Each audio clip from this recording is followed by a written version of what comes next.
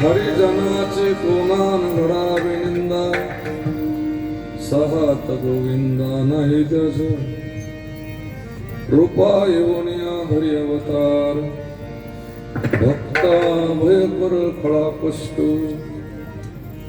दुर्वासा छळू आला ऋषी, सुदर्शन त्याशी जळीत फिरे, द्रौपदीच्या क्षोभे कौरवांची शांती, होणी श्रीपती साह्य करी, न साईची कब्र पांडवा पारखा, दुराविला सखा बळी भद्र, रूपा येवनिया धरी अवतार, भक्ता भयकर खळा कष्ट, तुका म्हणे अंगी राखिली दुर्गंधी, अश्वस्थामावधी पांडव पुत्रा,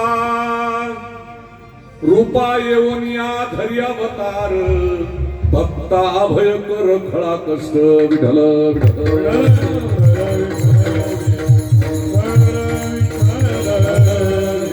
हरिजनाचे कोणान घडावी निंदा, सहात गोविंदा नाही त्याच्या, पंढरीच्या राजा, पंढरीच्या राजा,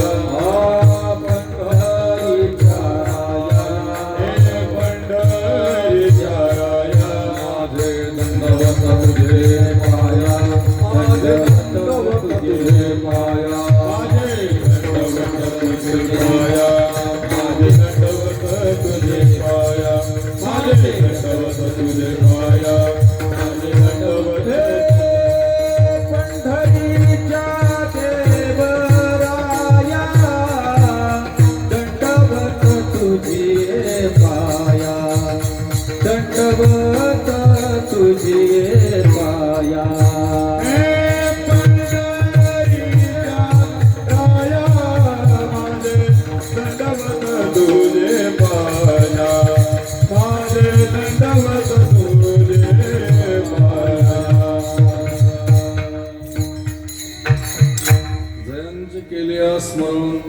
होय सकळ विद्येचे अधिकरण तेच वंदू श्री चरण श्री गुरूंचे ते नमस्कारुणी आता धन्य महाराज अलंकापूर निवासी साष्टांग तयासी दंडवत नमो ज्ञानेश्वरा नमो ज्ञानेश्वर निवृत्ती उदारा सोपान देवा मुक्ताबाई नमो त्रिभुवन पावनी आद्यत्र यजननी देवाचे धर्मसेतु बालकं धर्मार्गनाशकं कर्मपाशमोचकं सुमदायकं विभुं स्वर्णवर्ण शेषपाश शोभिताभिमण्डलं काशिकापुरादिनाथ कालभैरवं भजे मनोजवं मारुततुल्यवेगं जितेन्द्रियं बुद्धिमतां वरिष्ठं वातात्मजं वानरायुतमुख्यं श्रीरामदूतं शरणं प्रपद्ये नमो सद्गुरु तुकया ज्ञानदीपा नमो सद्गुरु सच्चिदानंद रूपा नमो सद्गुरु भक्त कल्याण मूर्ती नमो सद्गुरु भास्करा पूर्ण कीर्ती लोकाभिरामं रणरंगधीरं राजीवनेत्रं रघुवंशनाथं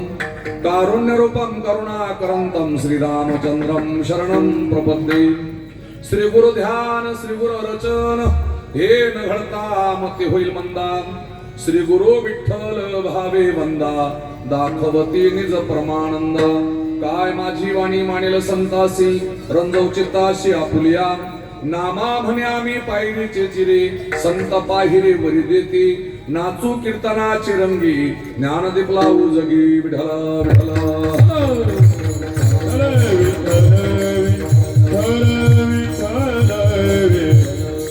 हरिजनाची कोणा नघळावी निंदा सहात गोविंदा नाही त्याच्या रूपा येवोनिया धरी अवतार भक्ता अभयकर खळा कष्ट प्रस्तुत भगवत चरणारविंद सेवा समर्पण करण्याकरता निवडलेला अभंग संत श्रोमणी जगद्गुरु वैराग्याचे मूर्तिमंत साधू महाराष्ट्राचे जनक छत्रपती शिवाजी राजांचे गुरुजी देवमान्य संत संत मान्य संत विश्वमान्य संत श्रीमंत संत जगद्गुरु तुकोबार यांच्या गाथ्यातील पौराणिक प्रकरणातील जास्त नाही पण 6 चरणाचा सेवेकरता निवडलेला अभंग विठ्ठल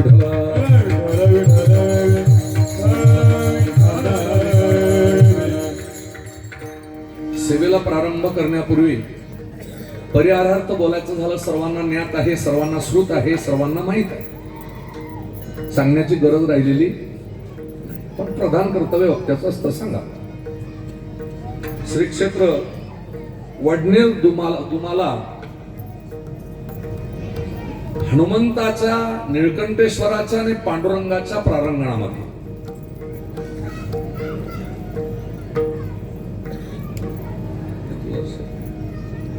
36 म्हणजे तिसरं तप आहे तिसऱ्या तपाची पूर्णाहुती आणि माझ्या वाट्याला दिलेला 5वा दिवस कसावा 6वा दिवस 6वा दिवस आहे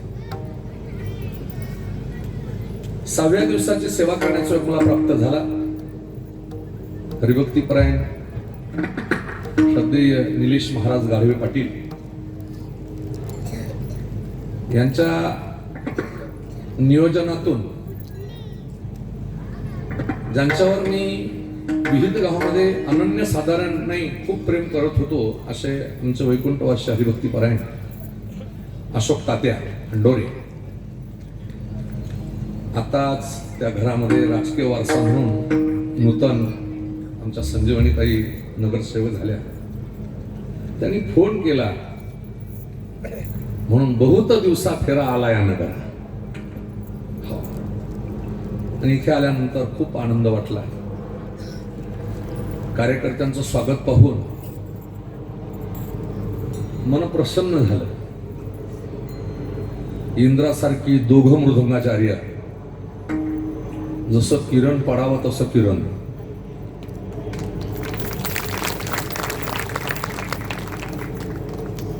निलेश महाराज अगदी म्हणजे 10 वर्षापूर्वी पाहिलेले घरी आलो होतो तुमचे आणि संप्रदायाला लाजेल असं कार्य नाशिक शहरामध्ये सगळी मंडळी करत असते तो कुठलाही सप्ताह असू दे नाशिक शहराचा सप्ताह म्हटला की वारकरी संप्रदायाचे एक भूषणच आहे आणि कीर्तनकारही तितके तोला मोलाचे तुम्ही बोलवत असता कौतुक करावं तेवढं थोडं, पण स्तुती केल्यानंतर कदाचित मलाही धोका खावा लागेल, तुम्हाला धोक्यात जावं लागेल, म्हणून स्तुती नाही करणार. कारण मी विद्वान कीर्तनकार नाही, पण 100% वारकरी कीर्तनकार आहे. विठ्ठल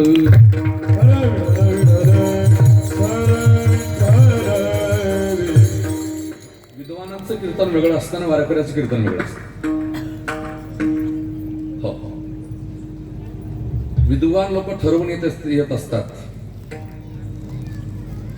आम्ही वारकरी ठरवत नसतो. आम्ही संप्रदायाचा व्यापार होऊ देत नसतो, एवढी गॅरंटी आमची असते. विठ्ठल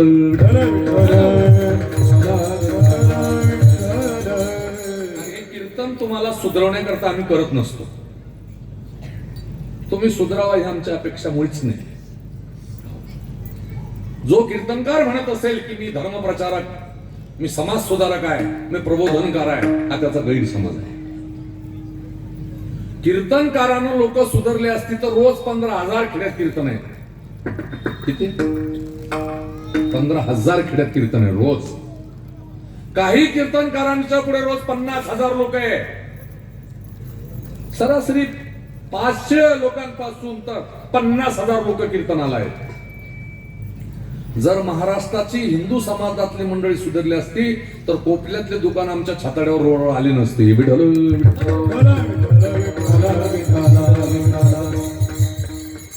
जर लोक सुधारले असते कीर्तनकारानं, आमच्या स्वानंद सुखनिवास सद्गुरू जोग महाराजांच्या गुरुकुलाला 108 वर्ष झाली. 108 वर्षामध्ये लाखो कीर्तनकार, प्रवचनकार, मंडलेश्वर, महामंडलेश्वर, आचार्य, शास्त्री वेगळ्या वेगळ्या पदव्या घेऊन गळ्यातल्या माळा काढून संन्यासी झाली. जर आमच्यानं लोक सुधारले असती तर 75% हिंदूंना त्या ठिकाणी गीतेचा एखादा श्लोक पाठ झाला असता. ऐकताय ना? मुसलमानाच्या 10 वर्षाच्या पोराचे नमाज पाठ होते. हिंदुस्थानच्या 80% तरुणांना हनुमान चालीसा दूर दूर पाठ नाही, राम रक्षा पाठ नाही, गीतेचा एखादा श्लोक पाठ नाही. शोकांतिका हिंदूंची आहे. विठ्ठल कीर्तन तुम्हाला सुधारवण्याचं माध्यम नाही. महाराष्ट्राचा जाणता राजा 13 वर्ष कीर्तनात होते. छत्रपती 13 वर्ष कीर्तन ऐकलं, म्हणून गाथ्यामध्ये 33 अभंगात छत्रपतींना उपदेश आहे. आणि आजचा अभंग घेण्याचं प्रयोजन तेच आहे. उद्या एकादशी आहे, परवा काल आहे तुमचा, म्हणून एकादशीच्या पूर्वसंध्येला म्हणजे दशमीच्या दिवशी पौराणिक प्रकरण मांडावं असा वारकरी दंडक आहे. विठ्ठल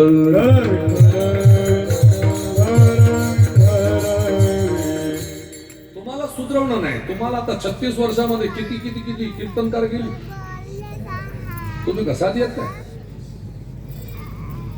तुम्ही इतके परिपक्व झालेले आहात परमार्थामध्ये, इतके परिपक्व आहात, कीर्तनकार पुढे काय बोलणार आहे तुमची तयारी पुढे आहे.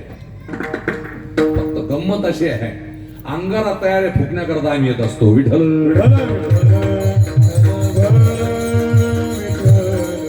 आणि तुम्हाला आरे कार्य करणं हे आमच्या कीर्तनकारांना शोभत नाही. माझी विनम्र प्रार्थना आहे, ज्ञानोबा तुम्हाला भगवान शिवाची उपमा देतात. तुम्ही महेशाच्या मूर्ती, मी दुबळा अर्चित असे भक्ती, बेल जरी गंगावती स्वीकाराल की.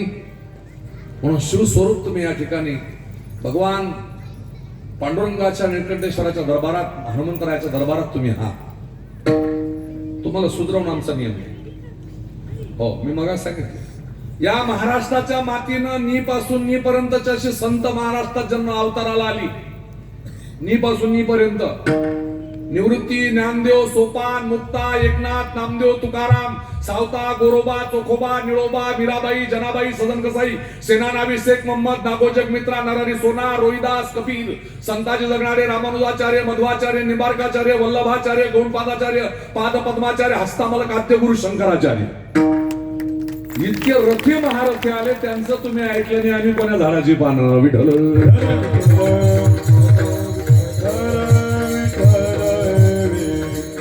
आमच्या प्रबोधनातून तुम्ही एखादं वाक्य घेतलं तर नशीब तुमचं, नशीब. तुम्ही सुधाराल अशा अपेक्षा नाही. मुसलमानांचा धर्मप्रचार मशिदीत आहे, ख्रिश्चनांचा चर्चमध्ये आहे, शिखांचा गुरुद्वारामध्ये. तुमच्या धर्माचे धर्मगुरू कुठेही मठ मंदिरात बसलेले नाही. वारकरी संप्रदायाची फडकरी दिंडेकरी आम्ही आमच्या वारकरी शिक्षण संस्थेची एक परंपरा लागली महाराष्ट्रात. किमान शास्त्र, वेद, पुराण, उपनिषद, संत साहित्याचं समग्र विचार मांडण्याकरता हे एवढंच एक व्यासपीठ शिल्लक राहिलेलं आहे. बस तुमच्या सनातन धर्माच्या संस्कृतीच्या रक्षणाकरता एवढंच एक व्यासपीठ आहे. अन्यथा सगळे व्यासपीठ संपले. सगळी. एखादा मोठा नेता आला बोलवायचा असेल तर भाड्यानं लोक आणावे लागतात, त्यावेळेला गर्दी सभेला येत आहे. विठ्ठल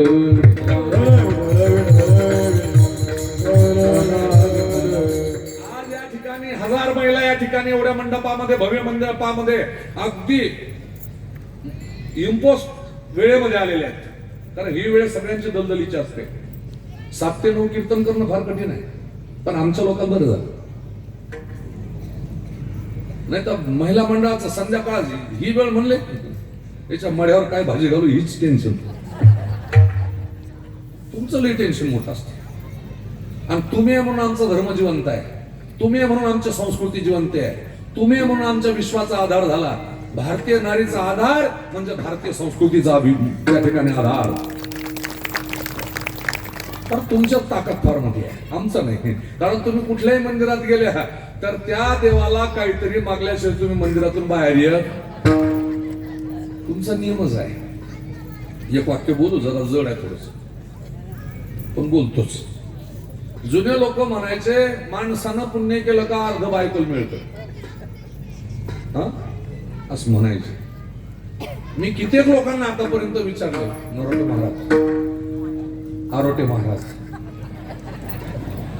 ते एक तिकडे नरोटे आहेत ना, गायक आहे ना ती, म्हणून मी तुम्हाला तर मला आरोटे महाराज, रोहिदास महाराज ना ते आले का,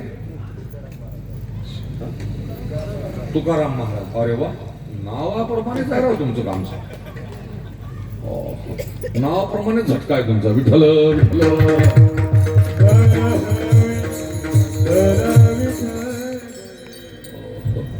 साधुत्वाचं अंग लगेच वारकऱ्याच कळत असत.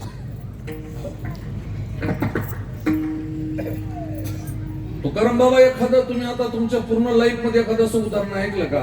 एखाद्या माणसानं तपश्चर्या केली, राजानं तपश्चर्या केली, ऋषीनं तपश्चर्या केली आणि त्याच्या बायकोला पुण्य दिलं म्हणून.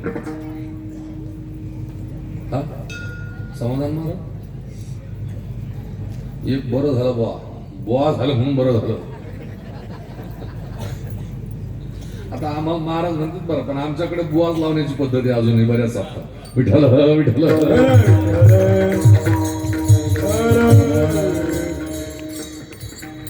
अजून इतिहासामध्ये आतापर्यंत तुमच्या माहिती करता सांगतो, अभिमानानं सांगतो, 500 भागवताच्या कथा केल्या मी. किती? 9 वेळा महाभारत सांगितलं, 13 शिवपुराण झाले, रामकथा झाल्या 15-20 आतापर्यंत. पण कुठल्याही पुराणामध्ये दूर दूर असा सिद्धांत मला वाचायला मिळाला नाही की पत्नी माणसानं तपश्चर्या केली आणि त्याच्या बायकोचा उद्धार केला. पण बायकांनी तपश्चर्या केली, नवऱ्यांचा उद्धार केला. कितीतरी उदाहरणं पुराणात आहे. विठ्ठल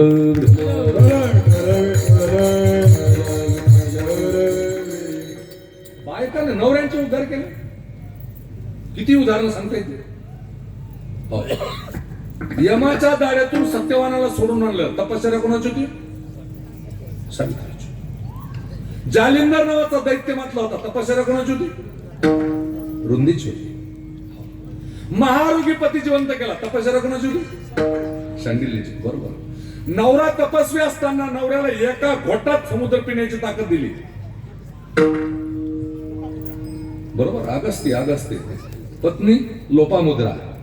मी 34 लाईनीने सांगेन, 34, पण 34 मिनिटं पाहिजे त्याला. विठ्ठल.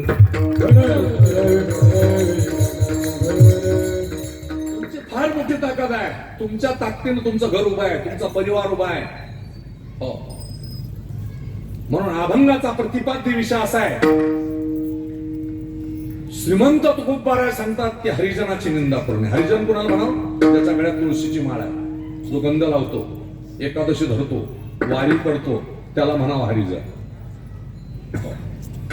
हरीचा अनन्य भक्त त्याला म्हणावा हरिजन. त्याची निंदा केली तर भगवान सहाय्य करत नाही. रूपाला येतात, अवतार धारण करतात, भक्ताला अभय देतात आणि खळाला दंडित करतात. दुसरं चरण समजून. तिसऱ्या चरणाचा प्रतिपाद्य विषय असा आहे की साधून साधूची निंदा करू नये, बुवानं बुवाच्या विरुद्ध बोलू नये, महाराजानं महाराजाच्या विरुद्ध जाऊ नये. याचा परिणाम अभंगाचं तिसरं चरण ही समजून. अभंगाच्या चौथ्या चरणाचा प्रतिपाद्य विषय असा आहे की माणसानं स्त्री जातीची निंदा करू नये. नारी निंदा मत कर यार और नार वतन की खान, जिस नार से पैदा हुए भीष्म विभीषण बोले हनुमान. माणसानं स्त्री जातीची निंदा करू नये. चौथं चरण क्लोज संपलं. अभंगाच्या पाचव्या चरणाचा प्रतिपाद्य विषय असा आहे मुलाने बापाच्या विरुद्ध जाऊ नये, भावाने भावाच्या विरुद्ध जाऊ नये. याचा परिणाम अभंगाचा पाचवा चरण. भक्ताची निंदा केली, साधूची निंदा घडली, स्त्रीची निंदा घडली, मुलगा बापाच्या विरुद्ध गेला, भाऊ भावाच्या विरुद्ध गेला. परिणाम अभंगाचा शेवटचा चरण कीर्तन संपलं.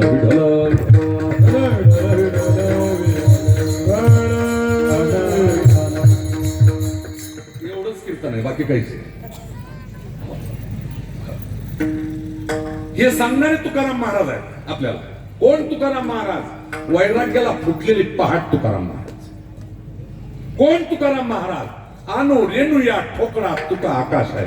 अनु रेणुया ठोकळा, अनु रेणुया ठोकळा, तुका आकाशाये बडा, तुका आकाशाये बडा. अनु रेणुया ठोकळा, अनुरेणुया ठोकळा, अनुरेणुया ठोकळा, तुका आकाशाये वडा, तुका आकाशाये वडा. अनुरेणुया ठोकळा,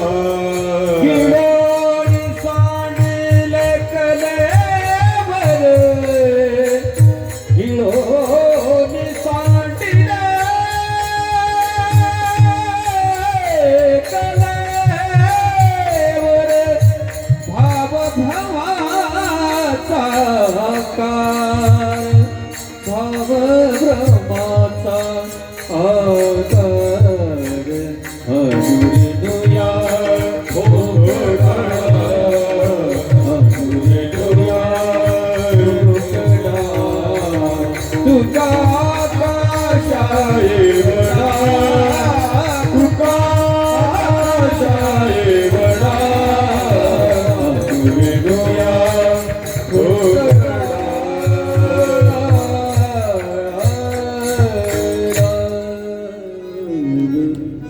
श्रीमंत तुकोबारायांची उंची सांगितली. कोण तुकाराम महाराज? महाराष्ट्राच्या जाणत्या राजानं ज्यांचं शिष्यत्व पत्करावं ते तुकाराम महाराज. कोण तुकाराम महाराज? दशग्रंथी ब्राह्मणांनी ज्यांचं शिष्यत्व पत्करावं ते तुकाराम महाराज. कोण तुकाराम महाराज? ज्या नामामध्ये राम तुकला ते तुकाराम महाराज. कोण तुकाराम महाराज? रात्रभर सांगेन मी विठ्ठल.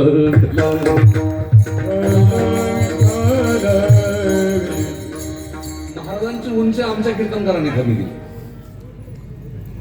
आमच्या कीर्तनकारांना एवढेच माहितीये तुकाराम महाराजांच्या घरातली परिस्थिती सांगतात. ते नारळीवर केरळी चुलीवर आरळीन घरचंद्र. तुकाराम महाराजांची परिस्थिती. माझी विनम्र प्रार्थना आहे महाराष्ट्राच्या जनतेला, तुकाराम महाराजांची कोणत्याही शतकामध्ये गरिबीची परिस्थिती नव्हती. फक्त 2च अभंग गात्यात असे आलेले, आम्ही सदैव सुडकेन पाहुणे घराची. बस हे अभंग जर कीर्तनकारांना कळाले समजा तर त्यांची आम्ही पूजा करू. विठ्ठल.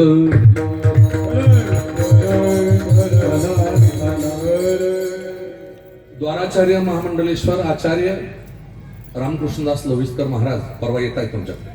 त्यांना विचारा तुकाराम. त्यांनी समग्र तुकोबांचं चरित्र लिहिलंय, फार गोड लिहिलंय त्यांनी. अरे 16व्या शतकामध्ये ज्यांच्याकडे 350 एकर जमीन होती आहे आजही उतारायला, त्याच्या पत्नीला एकच पातळ राहीन कोण असेल? नॉर्मल हिशोब आहे. बर, त्यावेळेचा चिरेबंदी वाडा आज जसाच्या तसा आहे, दगडाचा. इनामदाराचा वाडा, तुकोबारायांचं प्रस्थान तिथूनच होतं. आजही या कीर्तनकाराने झोपडी कधी पाहिली मलाच कळत नाही. बरं, जयाचे नाम पापनाशी, लक्ष्मी ऐशी जयाची दासी, जो हा तेज पुंजरासी, सर्व भाव येत्यासी तुका शरण. दासी बनून लक्ष्मी माता ज्याच्या घरी काम करते त्याची परिस्थिती हलाखीची होईल का? हा, ठीक आहे. साधूचं कार्य साधू करत असतो. कार्य केलं साधू करता, केलं नाही समाजा करता. कर्जमुक्ती केली, खतावण्या डुबवल्या, कोठाला लुटून टाकली, हे साधूचं काम आहे. प्रत्येक साधूचं काम आहे. जसं तुमचे विद्यमान नगरसेवक करत असतात, वाघ येतात म्हणून आंदोलन केलं, त्याला यश आणून दाखवलं. आता मी केशव तात्यांकडे गेलो होतो, ते दवाखान्यात.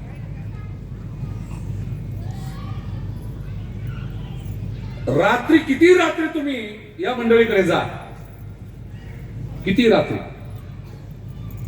तुमच्या सुखदुःखामध्ये मरणदारी तोरणदारी हजर राहतील, ते नेते म्हणावेत त्याला.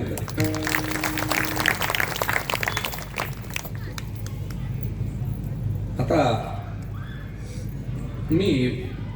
मला हा परिसर काही नवीन नाही, नाशिक काही मला नवीन नाही. नाशिकला जवळ 30 वर्षापासून माझी कीर्तन आहे. जवळ त्र्यंबक पासून म्हणून मला नवीन नाही. पर काय राहतं, ज्याचा राहतो वशिला त्याचं कुत्र खाशील. वशिला असला तर होत.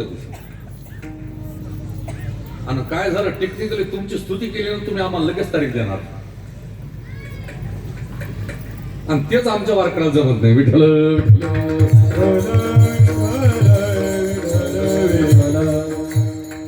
मी एका वाक्यात तुम्हाला सांगून नाही राजा, ही संप्रदाय टिकवण्याची जबाबदारी आमच्या साधू संतांनी का घेतली? आपली पिढी गेल्यानंतर पुढे काय प्रश्नचिन्ह निर्माण होणार. लोक सोशल मीडियाच्या नादाने इतकी लयाला गेली, ती कीर्तनाकडे सुद्धा येत नाही. समाधान महाराज, मी कीर्तन करायला लागलो तर माझी कीर्तनाची सुरुवात 11 रुपयानं होती. तुकाराम बाबा किती रुपयानं? 86ला 11 रुपये देत होती. 8 दिवस कथा करत होतो, फक्त 100 रुपये देत होते 8 दिवसाचे. असा मंडप राहत नव्हता, 60चा बळ टांगून द्यायचे आमच्या पुढे. आणि कीर्तनाला एवढा समाज राहत नव्हता. सगळे मांडोळ्या उतरलेली, भितडा पडलेली, सापटिंगा गेलेली, ज्यांना ऐकत नाही ते आमच्या पुढी. लई वाईट होतो, लई. माईकला तर स्टँड राहत नव्हता. बोल, माईक एवढा राहायचा आमच्या पुढे. तो माईक जिकडे फिरा तिकडे फिरवलो आम्ही. पण संतांचा छळ झाला असेल, संतांना विरोध केला असेल, पण वारकरी संप्रदायाने उंची सांभाळली, आणि त्याचं फल म्हणून आज तुम्ही आमच्या पुढे आहेत.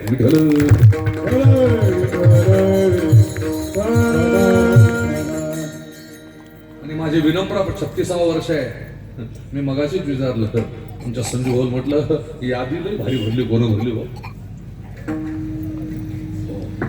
कारण 3 तर आम्ही एका लाईनीतच आहोत. रात्रीचा मी आणि हा उद्या.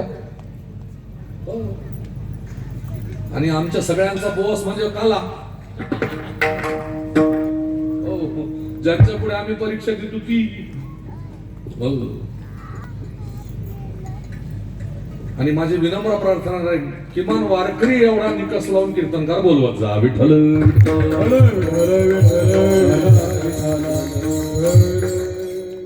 बस. संप्रदायाची उंची कमी होऊ देऊ नका बस. कारण तुम्ही निवृत्तीनाथाच्या कुशीतली लोक आहात, गैनीनाथाच्या कुशीतली लोक आहात, महामृत्युंजयाच्या कुशीतली लोक आहात. नवे नवे प्रभू रामचंद्रांचा पूर्ण आशीर्वाद मिळाले लोक आहात तुम्ही. जगाचा राम तुमच्या नाशिकवरती छत्र धरू नये, विसरू नका. हो. राम कथा कुठे कसे झाले मला माहित नाही, पण राम कथेचा खरा प्रवाह नाशिक क्षेत्रातून झाला हे दिसायचं. तुम्ही साधे ना, हो. तुम्ही खूप पुण्य केलेले नाशिक वाशी, खूप पुण्य केले. माता गोदावरीच्या तटावरती तुमची ही या नदीचं नाव काय? वालदेवी. हो. ज्या क्षेत्रातून त्र्यंबक राजाकडून जिंकून येते तिकून वालदेवी. हो. किती प्रसन्न आहात तुम्ही. हो. मी तर म्हणतो तुमच्या भाग्याला पारच नाही. फक्त धर्म जितवा आणि धर्माकरता एवढं करा. विठ्ठल विठ्ठल.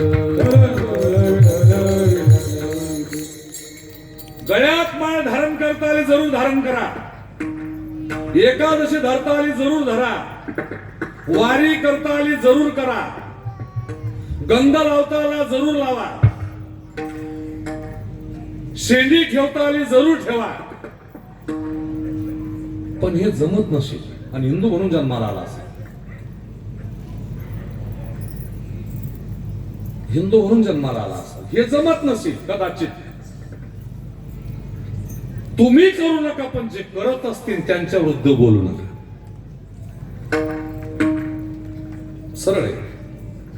काय करा? जे करत असतील त्यांच्या विरुद्ध फक्त बोलू नका.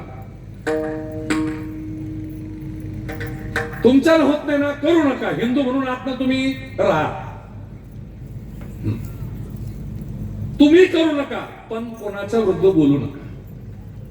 छत्रपतींच्या गळ्यामध्ये कवड्याची माळ होती, रुद्राक्षाची माळ होती, फक्त तुळशीची माळ नव्हती, म्हणून राजाला हरिजन करावं लागलं. तुम्ही करू नका, पण जे करत असतील त्यांच्या विरुद्ध भुकू नका. जर तुम्ही त्यांच्या विरुद्ध बोललात, परिणाम अभंगाचं पहिलं जग. हरिजनाची कोणा न घडावी निंदा, हरिजनाची कोणा न घडावी निंदा, हरिजनाची कोणा न घडावी निंदा, हरिजनाची कोणा न घडावी निंदा, हरिजनाची कोणा न घडावी निंदा, हरिजनाची कोणा न घडावी निंदा, हरिजनाची कोणा न घडावी निंदा, हरिजनाची कोणा न घडावी निंदा. त्या गोविंदा नाही त्याचे सहजा गोविंदा नाही त्याचे रूपाय वाणिया घरी अवतार, रूपाय वाणिया घरी अवतार. सात गोविंद नाही त्याचे, सात गोविंद नाही त्याचे रूपाय वाणिया घरी अवतार, रूपाय वाणिया घरी अवतार. हरिजनाची कोणा न घडावी निंदा, सहजा गोविंद नाही त्याचे, सहजा गोविंद नाही त्याचे.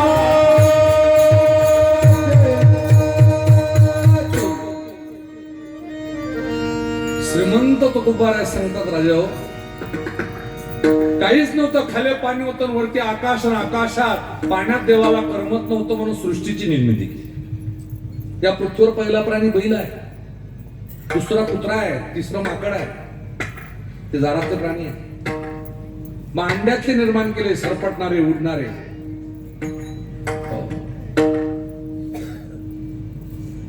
जलातले निर्माण केले आधी सगळे, आधी जलचर जे केले जलचरे.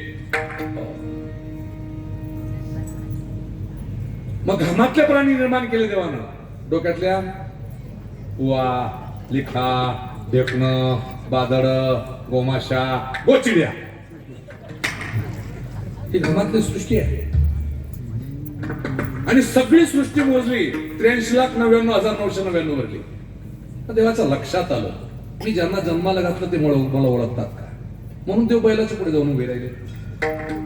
आता बैलाचा देवाचा काही संबंध आहे? बैल कधी पंढरपूरला गेली? बैल हो, अरे बैलाला कधी कळतं का काही? पण बैलाचे उपकार आहे माणसावर. सांगेन पुढे. दुसऱ्या प्राण्यापुढे गेले कुत्रा. कुत्र्याचं काय काम? भुकणे. कोणावर? इज्जतदारावर. कुत्रे जितकी इज्जतदारावर भुकतात तितकी बेवड्यावर भुकत नसते. कुत्रेच असतात ती. तसे मुलाचे 4 प्रकार शास्त्रांचे. ऐसा पुत्र देई संता जो का आवडे पंढरीनाथा जनाबाई बार बोलतात. पहिला पुत्र ऋणी पुत्र जन्माला येतो. दुसरा उपास्य पुत्र जन्माला येतो. तिसरा शत्रू पुत्र जन्माला येतो. आणि चौथा जो पुत्र असतो तो तुमचा आपल्या कीर्तनाला येणार असतो. म्हणजे सांगतो मुला चालतात. एक मिनिट पाहू. ऋणी पुत्र जन्म झाल्यापासून दवाखाना त्याचा सुटत नाही. उचलला का नाही दवाखाना, उचलला का नाही दवाखाना. ते आई बापही परेशान. त्याला पेटी पासून दवाखाना सुरू होतो. ते शेवटी 5व्या वर्षी मरतच ते, वाचतच नाही. तो ऋणी पुत्र समजा. उपास्य पुत्र बापाच्या जीवावरच जीवन जगतो तो उपास्य. आणि जो आई बापाला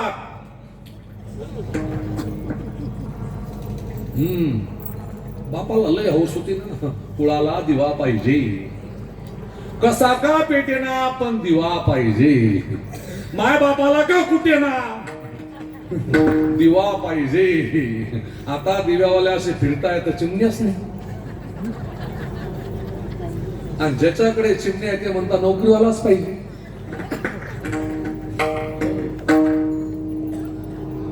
नोकरीच पाहिजे. आणि बरं भेटला नोकरी, शेती पाहिजे. तिला विचारावं शेती, तुला शेतीतलं ज्ञान आहे बरं? भुईमुंगाला शेंगा वर येता का खाल? ती म्हणे वर. तिला शेती पाहिजे. विठ्ठल विठ्ठल.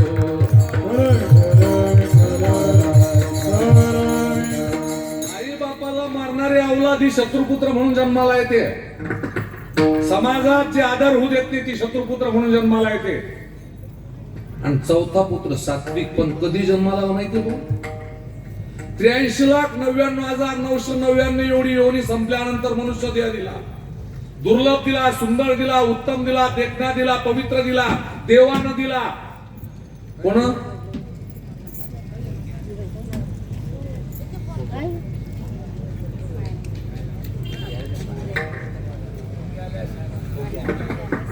कोण दिला?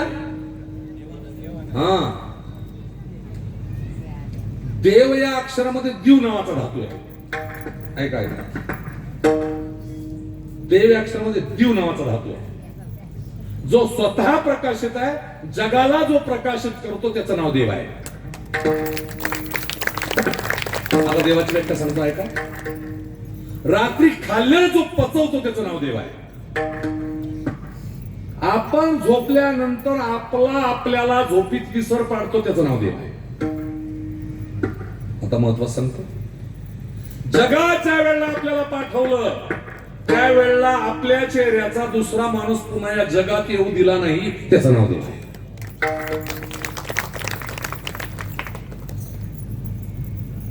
बोटाच्या रेषा सुद्धा त्यांनी विचारपूर्वक आपल्या जगात पाठवल्या.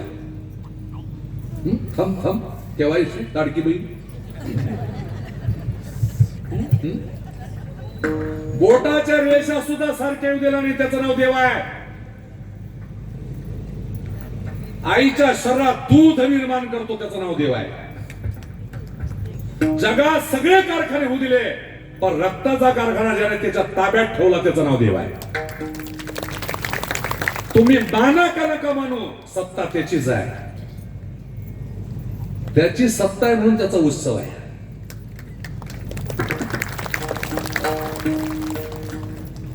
त्याची सत्ता द्या. मी नेहमी सांगत असतो, आज कल के नास्तिक कहते भगवान नहीं है, लेकिन भगवान कहते बेटा तू मुझे मत मानो, लेकिन मैं तुझको मानता हूं क्योंकि तू मेरे जगत में होता है. आपण देवाच्या जगात आहोत, ध्यानात ठेवा, विसरू नका.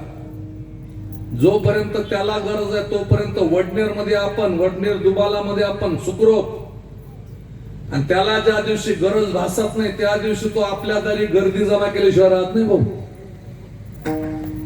गर्दीचं कनेक्शन त्यानं त्याच्या ताब्यात ठेवलंय म्हणून एवढे तरी कीर्तनाला येतात तुम्ही. विठ्ठल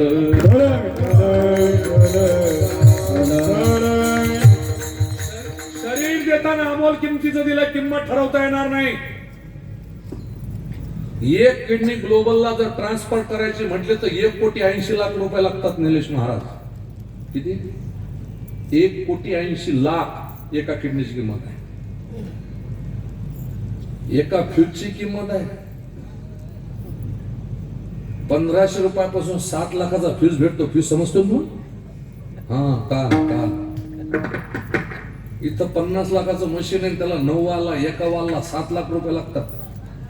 9 लाख, 7 लाख, 63 लाखाचे नुसते वाल आहे. 2 कॅमेरे दिले, कॅमेरे. आता हा माझ्या समोर कॅमेरा चाललेला आहे.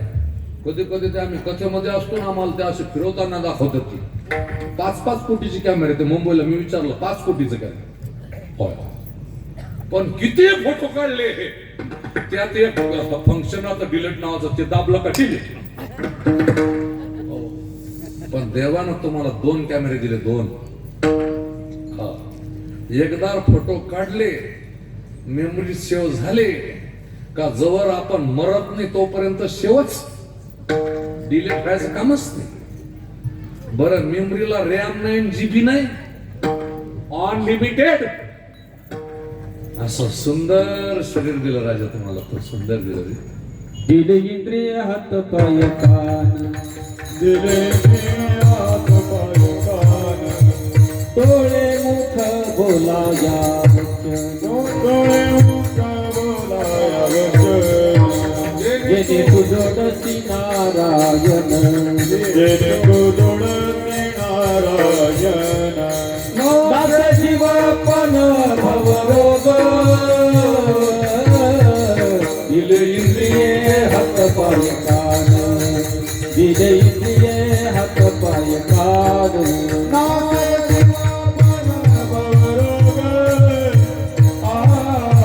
दिले इंद्रिये हात पाय कान, दिले इंद्रिये हात पाय कान, दिले इंद्रिये हात पाय कान, डोळे मुख बोलाया वचन, जेणे तुझोडसी नारायण, दास जीव पण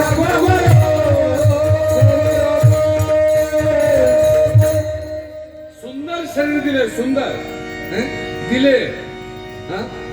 पशु की पनिया होय, नरका कचून होय, नर कुछ करणे करे नरका नारायण. जनावराचा काहीच वाया जात नाही, माणसाचा उपयोगाला येत नाही. असं म्हणतात तुमच्याकडे 2-4 दिवस राहू दे भाऊ, खपला मेला, राहू द्या 2-4 दिवस केस मध्ये. असं आहे का? माणसाची किंमत तुम्हाला 1 महिन्यापूर्वी कळली. आरबो खरबो मध्ये राहणारा माणूस 42 सेकंदात शिर सुद्धा दिसलं नाही. विठ्ठल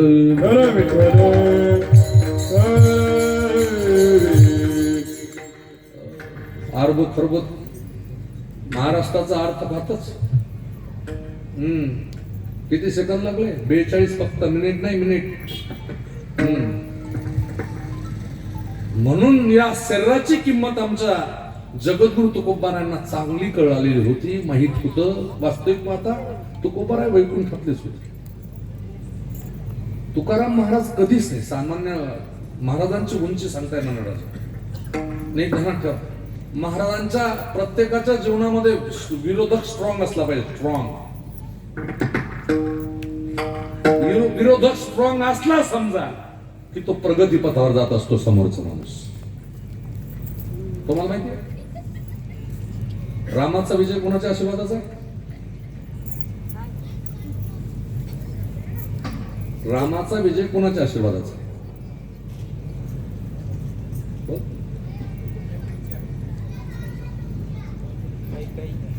हा? रावणानं आशीर्वाद दिला नसता तर रामाचा विजय झाला नसता. विठ्ठल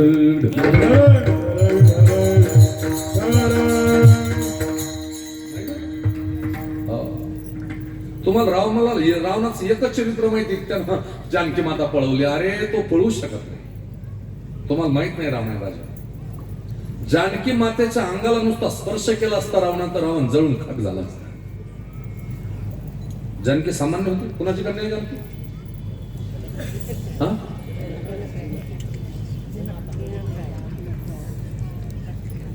म्हणून तर आलोय मी. जानकी पद्माक्ष राजाची कन्या आहे. कोणाची? हा.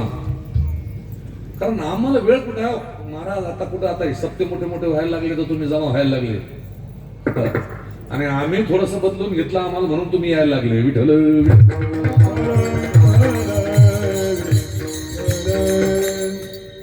नाहीतर ते मायान ब्रह्मन ते जर आम्ही सांगितलं ना, जे संस्थेत शिकलो ते जर मांडले ना, तुम्ही म्हणता पुन्हा बोलायला निलेश बोलवायचं नाही. आपण आम्ही नोकिया होऊ दिलं नाही, HMT होऊ दिलं नाही. कीर्तनकारांना त्या प्रमाणे मामासाहेब सांगायचे समाजाला काय पाहिजे त्या विषयावर कीर्तनकारांना बोलायचे. ते मायान ब्रह्म विसरा आता. विठ्ठल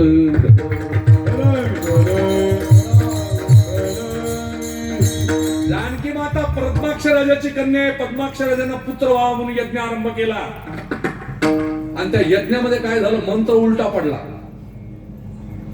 हो, आणि म्हणून ती कन्या निर्माण झाली आणि आकाशवाणी झाली. राजा, ही कन्या ज्या वंशात जाईल त्या वंशाचा नाश करून टाकेल. मग पद्माक्षाचा दुश्मन होता तो रावण.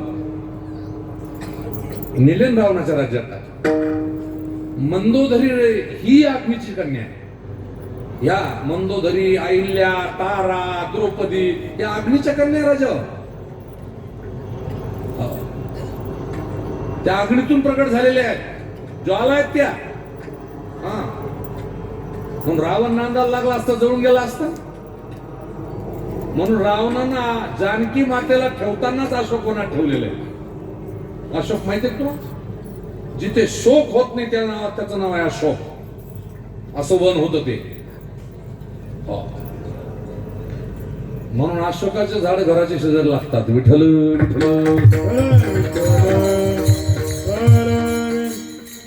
वास्तुशास्त्रामध्ये 2 अशोकाची झाड ज्याच्याकडे अशी व्यवस्था असेल त्याला लावावं.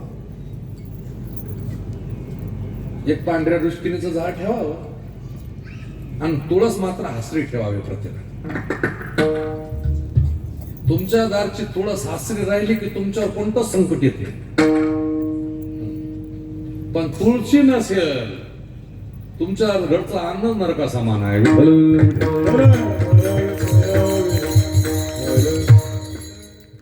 दुर्लभ शरीर दिलं म्हणून तुकोबारायने या समाजाला सांगितलं, राजा जेवणा सगळं कर, फक्त निंदा करू नको. बस निंदा मत करना किसी की, सच्ची बात कबीर जी की. आणि एक वाक्य अजून पुन्हा ध्यानात ठेवा. ज्या दिवशी समाजात तुमची निंदा होते समजा त्या दिवशी तुम्ही प्रगती पथावर हे विसरायचं नाही. मत करना खोटी निंदा, मत करना खोटी निंदा, मत करना खोटी निंदा, मत करना खोटी मत करना खोटी निंदा, मत करना खोटी निंदा, मत करना खोटी निंदा, मत करना खोटी निंदा, मत करना खोटी निंदा, मत करना खोटी. दुनिया झूठी है लटकी, दुनिया झूठी है लटकी, मत करना खोटी निंदा, मत करना खोटी निंदा, मत करना खोटी निंदा, मत करना खोटी निंदा, मत करना खोटी निंदा, मत करना खोटी.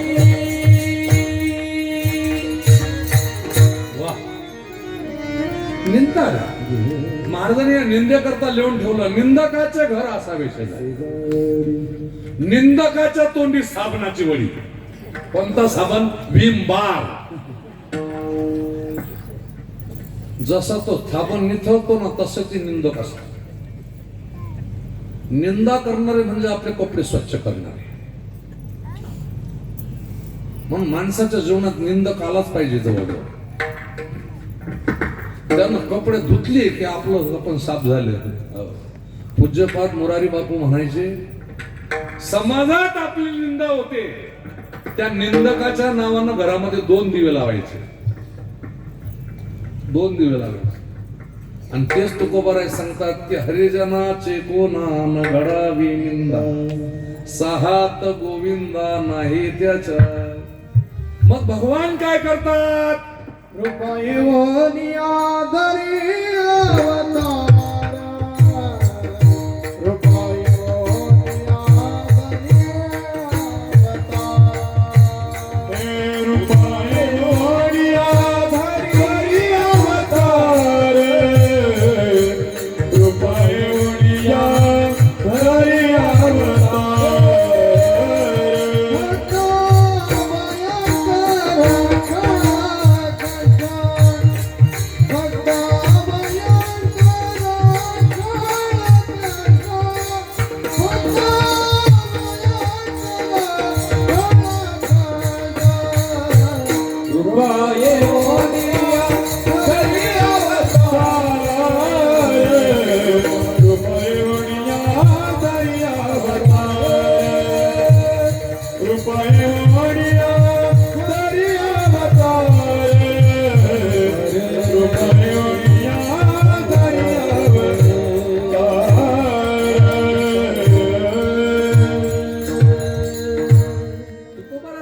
यदा यदा धर्मस्य ग्लानिर्भवति भारत अभ्युत्थानं धर्मस्य तदात्मानं सृजाम्यहम्.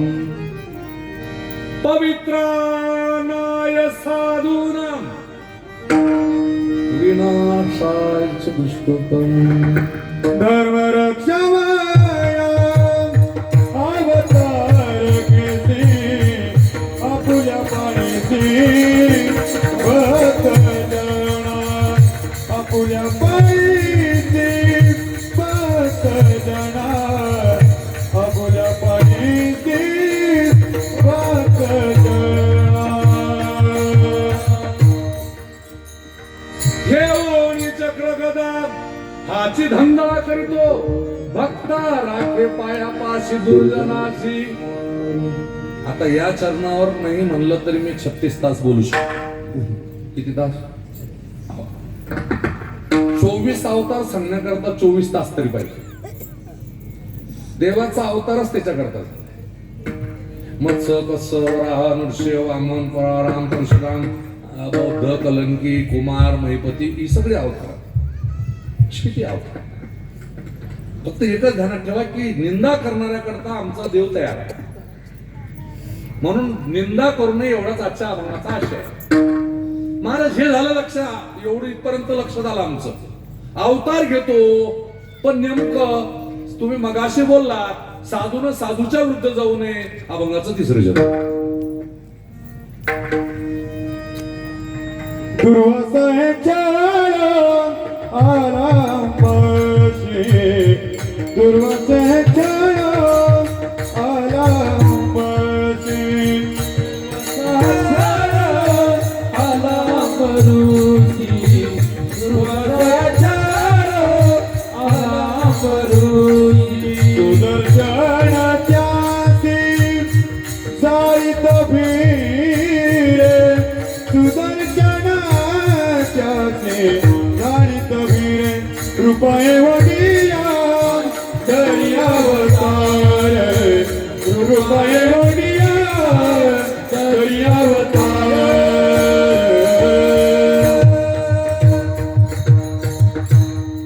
दुर्वासही साधू आहे आणि अंबरीशही साधू आहे. ऐका, दुर्वासही साधू आहे. तर साधून साधूच्या विरुद्ध जायला नाही पाहिजे. दुर्वास 3 देवांचा गुरु आहे. ब्रह्मा विष्णू महेशाचे गुरु आहे दुर्वास. आणि अंबरीश एक साधू आहे. अंबरीश फक्त साधू कशामुळे? एकादशी व्रत म्हणून येता जाता चरण एकादशी, 15 दिवसा एक एकादशी. कार्य न करशी व्रतसार, काय तुझा जीव जातो एकादशी, फराळाचा निषेध घेशी. काय झालं? वैकुंठामध्ये देवलोकाला फुलं लागायची. वैकुंठ भगवान विष्णू परमात्म्याला फुलं लागायची. सगळ्या देवांना सकाळी पूजेकरता फुलं इंद्राला लागायची. म्हणून इंद्रांना त्याचे दूत पाठवायचे फुलं आणायला. आणि ते नेमके एका राजाच्या नगरीत यायचे ते दूत, आणि त्या राजाच्या राजधानीतून ते फुलं न्यायचे. हे माळी लोक म्हणायचे की राजा, रोज आम्ही फुलाचं रक्षण करतो, रोजच चांगले चांगले फुलं जातात. मग जागी राहिले ती माळी सगळे, कोण फुलं नेत. आणि ते जसे विमानातून उतरले फुलं तोडायला लागले, आणि माई लोकांनी सांगितलं थांबा. थांबलं, त्यांना स्पर्श केला, बंदिस्त केलं, राजाजवळ आणलं. त्या राजाचं नाव आहे रुक्मांग. हो, यांनी हात जोडले. राजाने, कोण आहात तुम्ही? म्हणले, आम्ही देवलोकातले इंद्राचे दूत आहोत. आमच्या बगीच्यातले फुलं नेतात, बागातले. म्हणे हो. कुठं? म्हणे राजा, तू इतका नशीबवान आहे की तुझ्या बागातली फुलं सगळ्या देवलोकात वैकुंठात राहतात. राजाला इतका आनंद झाला की माझ्या बागातले फुलं वैकुंठात जातात. राजाला इतका आनंद झाला, पण म्हणे महाराज, आम्ही तर फुलं नेतोय, पण तुमच्या या माड्या लोकांनी आम्हाला धरलेलं आहे. आता आमचं विमान उठणार, आमचं विमानच जाणार. म्हणे मग त्याला उपाय, फिटर फिटर फिटर. म्हणे तुमच्या गावात जर कुणाची एकादशी असेल, त्यांना हात लावला की विमान उठतंय. म्हणे राजानं दवंडी पिटवली. कुणाचीच एकादशी नाही ना, पुऱ्या नगरीत दवंडी पिटवली. ज्याची एकादशी असेल त्याला राज्याचा मोठा वाटा देण्यात येईल. त्यांना हात लावा विमानाला देवाच्या. कोणीच नाही. पण एक म्हातारी होती, ती म्हातारी आली. म्हणे राजा, एकादशी काय असते, ते उपास काय असतो हे मला माहित नाही, पण माझ्या सुनेले पोऱ्यानं कुत्र्यासारखं मारलं. आता हे बेवडे का चांगले राहतात?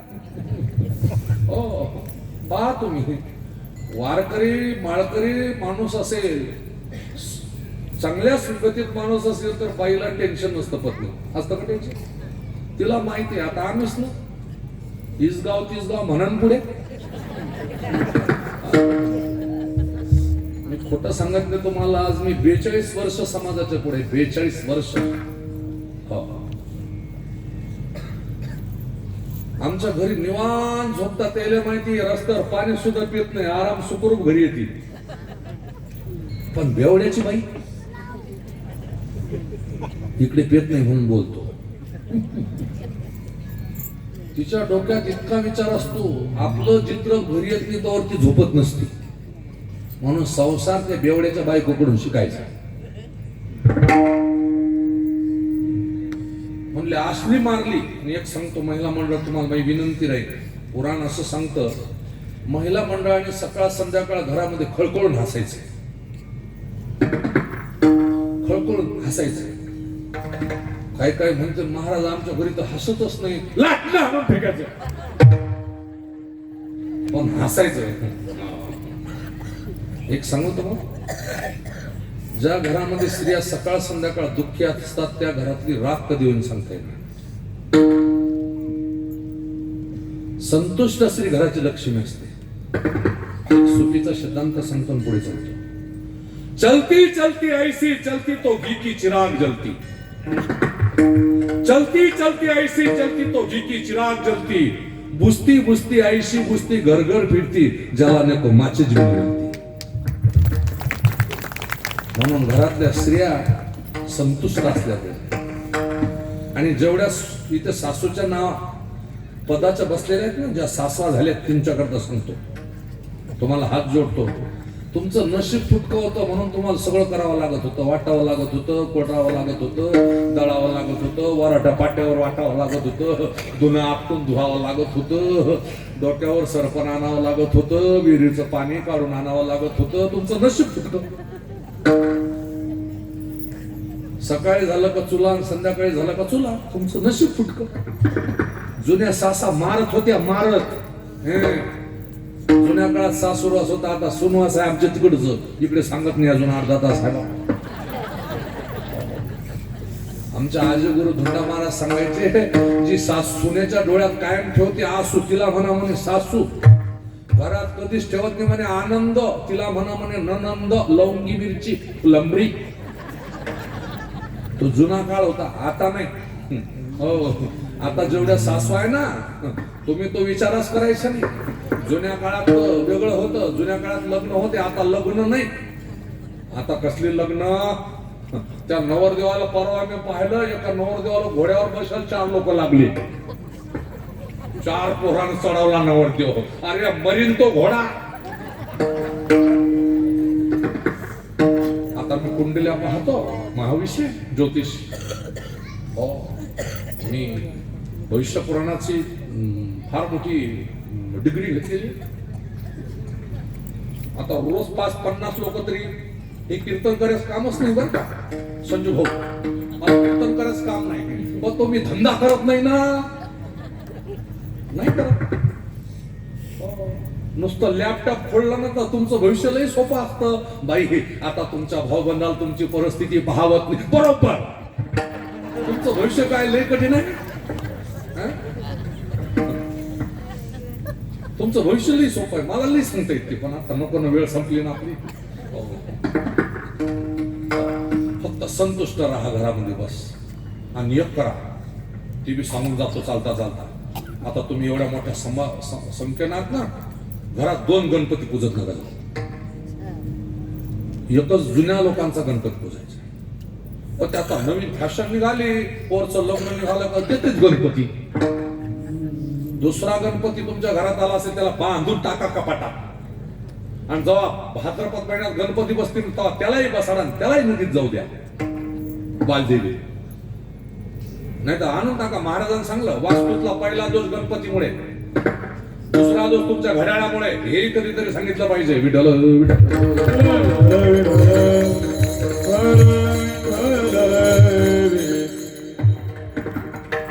म्हटले महाराज, बाय त्या माझ्या सुनेले पोरांना असं कुत्र्यासारखं मारलंय.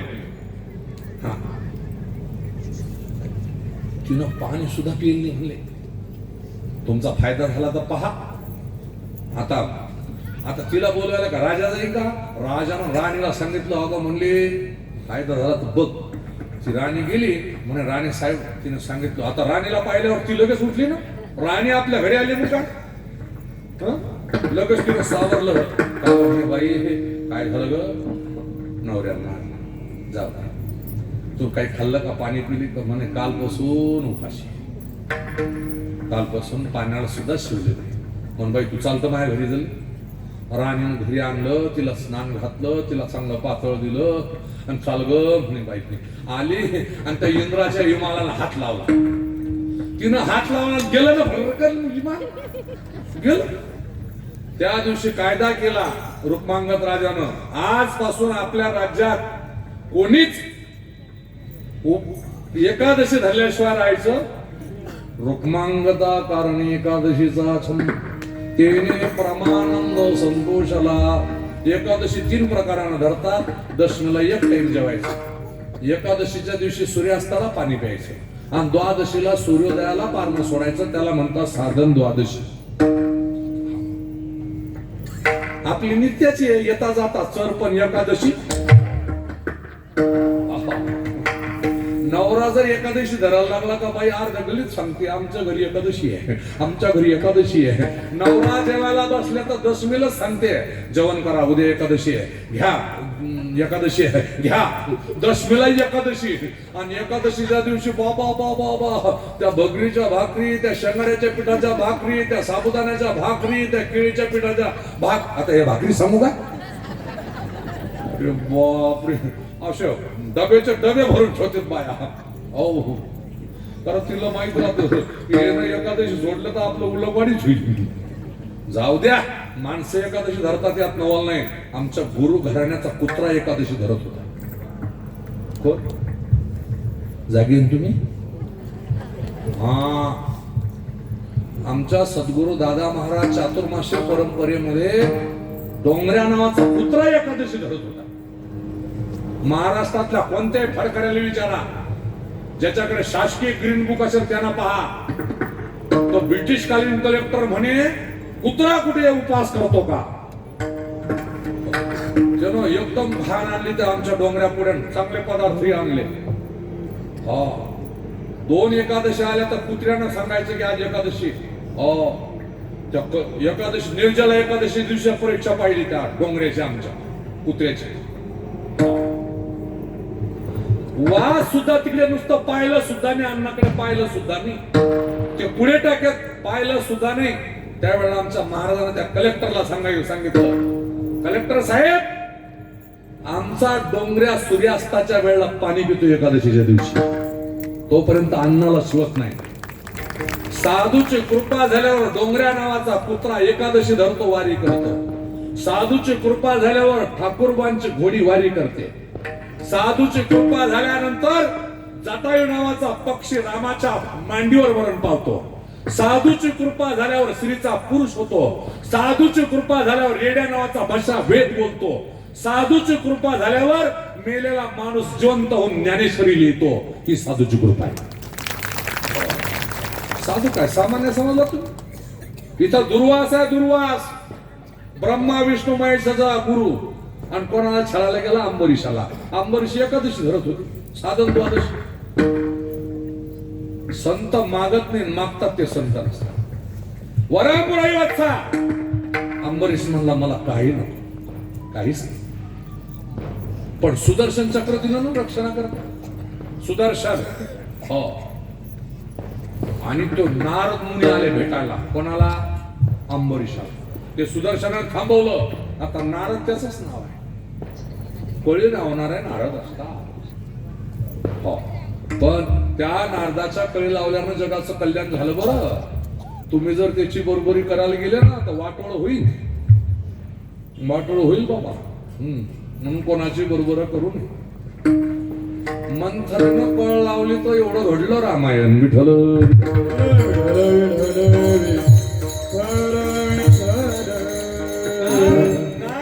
सांगितलं, गुरुजी तुम्ही ब्रह्मा विष्णू महेशाचे गुरु आहे, काळ सुद्धा तुम्हाला थांबवणार नाही, पण जा म्हणले त्या अंबरीशाकडे, तुमची काय ताकद?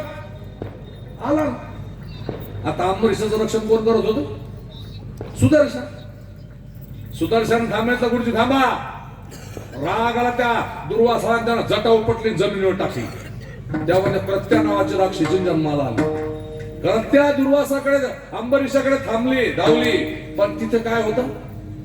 मग होऊन देशीन आड घाली सुदर्शन, पडता जर भारी दासी आठवणारी.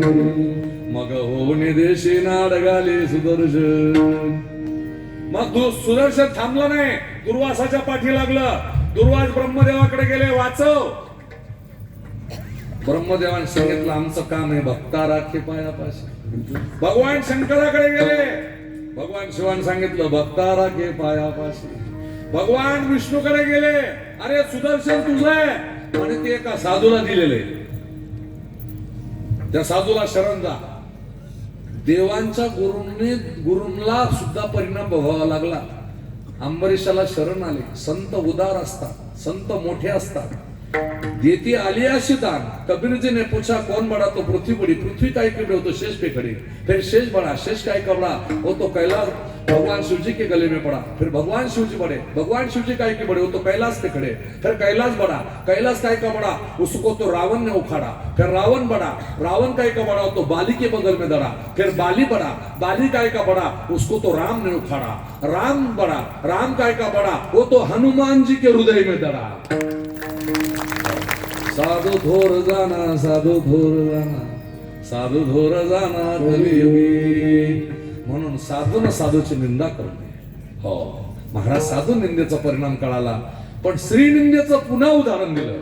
द्रौपदीचा क्षोभे कौरवांची शांती, द्रौपदीचा क्षोभे कौरवांची शांती, द्रौपदीच्या क्षोभे कौरवांची शांती, द्रौपदीच्या क्षोभे कौरवांची शांती.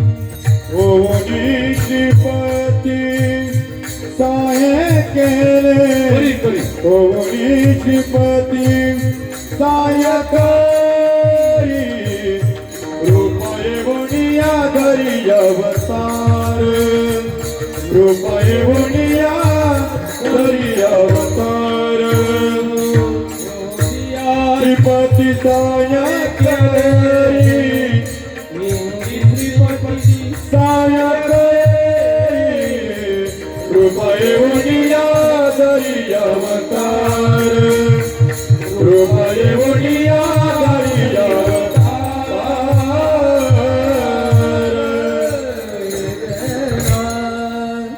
तुकोबारा पुन्हा नारी निंदा पुन्हा केली, त्याचा परिणाम सांग. नारी निंदेचा परिणाम मी मगाशी बोलून गेलो. भारतीय नारीच्या जीवनामध्ये, भारतीय नारी, पाश्चात्य भारतीय नारीचे वैभव आहे या देशामध्ये. राजमाता अहिल्याबाई होळकरांचा अवतार झाला नसता तर आपल्याला स्त्री शासन कळालं नसतं. राजमाता अहिल्याबाई होळकरांचा अवतार झाला नसता तर सती जाणारा हा जो एक विषय गांभीर्याचा होता तो या देशामध्ये संपला नसता. राजमाता अहिल्याबाई होळकर अवताराला आल्या नसत्या तर 12 ज्योतिर्लिंगाचे मंदिर आम्हाला आज चांगल्या अवस्थेत दिसली नसती. सोटीच्या सोमनाथाचं मंदिर जर डोलदार दिसत असेल समुद्राच्या तीरावर तर एका धनगराच्या मुलीचे उपकार आहे राजमाता अहिल्याबाई होळकरांचे. आज मुली IPS होत आहेत कोणामुळे? मुली आज सर्वोच्च पदावर गेल्या, राष्ट्रपती झाल्या. निव्वळ उपकार एका सावित्रीबाई फुलेंचे. सावित्रीबाई सातारा जिल्ह्यामध्ये खंडाळा पारगाव तालुक्यामध्ये नायगाव नावाच्या नेवशे कुटुंबात जन्माला आल्या. समाज कंटकाने इतका त्रास दिला, इतका त्रास दिला. शाळेत जाताना साडी भरून टाकत होती, चिखल मारून, कधी शेण मारून. पण सावित्रीबाई मागे नाही फिरली. आज मुली IPS होत आहेत. डोक्यावरचा पदर पडू देत नाही, पडू दिला नाही सावित्रीबाईने. डोक्याचा कुंकू कमी होऊ दिला नाही. आणि महाराष्ट्रातल्या सावित्रीच्या लेकींना एवढीच प्रार्थना आहे की तुमची श्रद्धा होणार नाही. विठ्ठल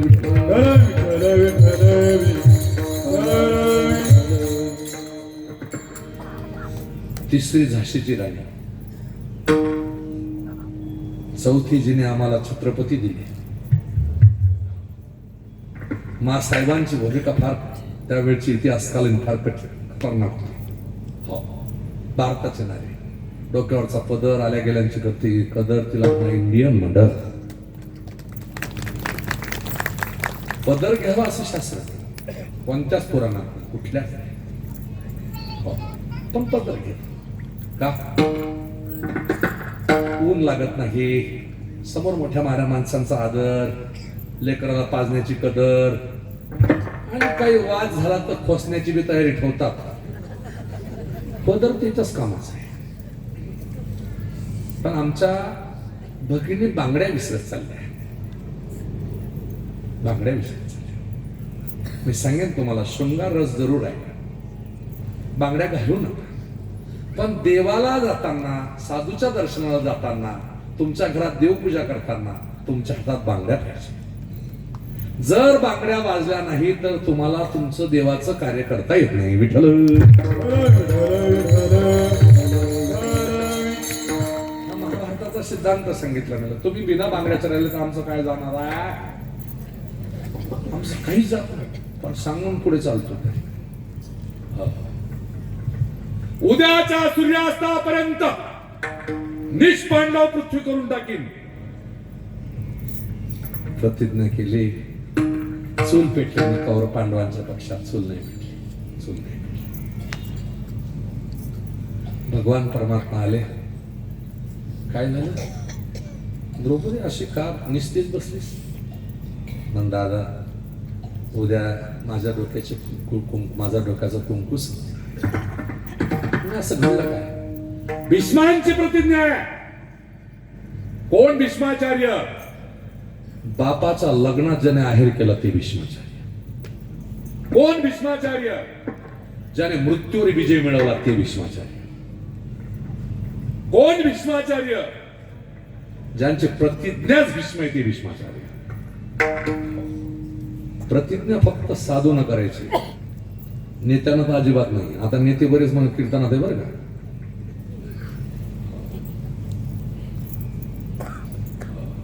फक्त नेत्यांना विनंती एवढीच राहील की जवळचे सांभाळा.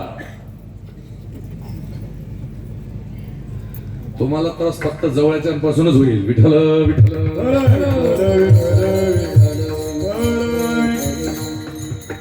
कारण कर्म करण्याचं साधन गीतेनं शिकवलं, आचरणाचं साधन रामायणानं शिकवलं, आणि राजकारणाचं साधन महाभारतानं शिकवलं, मरण्याचं साधन भागवतानं शिकवलं. आता हे 4 मुद्दे म्हणजे 4 कीर्तन. हा दादा, उद्या माझ्या कपाळाचा कुंकू जाणार आहे. ताई उद्या आहे ना ते, उद्या मरणार आहे. अजून रात्र जायचे. पण आता तुला सांगतो, मी सकाळी 3:30 वाजता येणार आहे. किती वाजता? 3:30ला तयारीत राहायचं. इथपर्यंत पदर घ्यायचा. कुठपर्यंत? इथपर्यंत पदर घ्यायचा आणि फक्त बांगड्या वाजायच्या. किती वेळा? 5 वेळा बस. 3:30 वाजता भगवान परमात्मा आले. द्रौपदी माता तयारीत बसलेली होती, पण पावसाची रिपरिप होती. बहिणीचे पाय भरते म्हणून अलगद उचलली घोड्यावर बसली. घोडा चालत चालत, घोडा धरून चालत होते भगवान. हा, कारण मी होतो गंमत पाहिल म्हणून सांगतोय.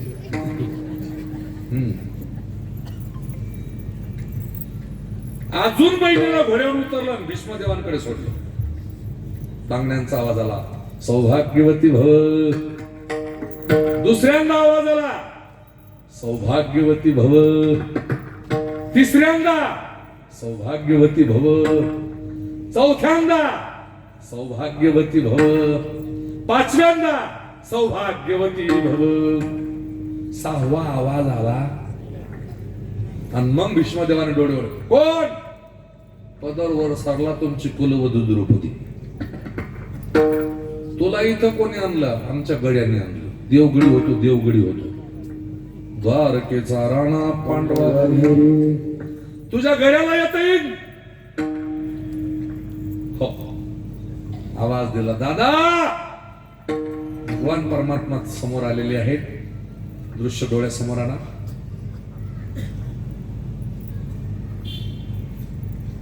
जगाचा बाप आता खाली मान घालून उभा आहे.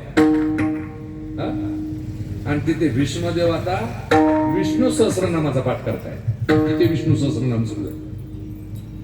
देवा, तू पांडवांचं रक्षण केलंस, पण जोपर्यंत तो हातात शस्त्र घेणार नाही, मी शस्त्र ठेवणार नाही. याचा परिणाम असा झाला, 11 औक्षणी कौरव मारल्या गेले आणि पांडवांचं संरक्षण केलं. कशामुळे? द्रौपदीच्या क्षोभे कौरवांची.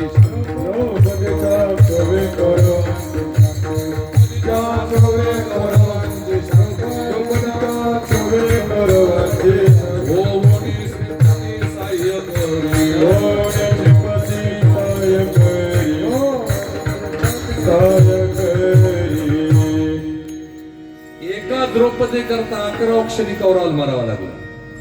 म्हणून स्त्रीची निंदा करू नये. संतुष्ट जीवन जगा, संतुष्ट जीवन. महाराज, स्त्री निंदेचे परिणाम कळाले. पण मगाशी तुम्ही मुलाने बापाच्या विरुद्ध जाऊ नये, भावाने भावाच्या विरुद्ध जाऊ नये, याचा परिणाम अभंगाचा 5 होता.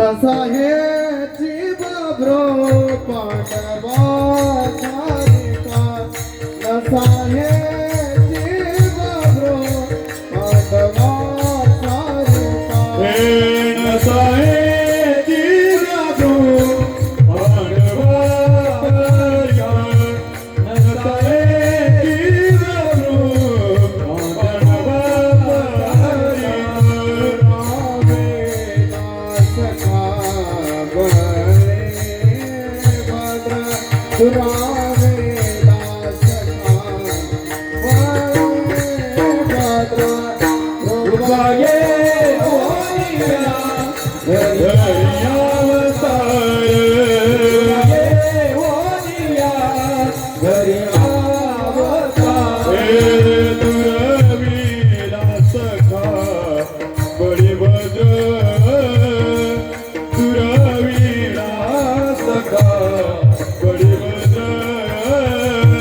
कृपाये मोरिया घरी अवतार कृपाये मोरिया घरी अवतार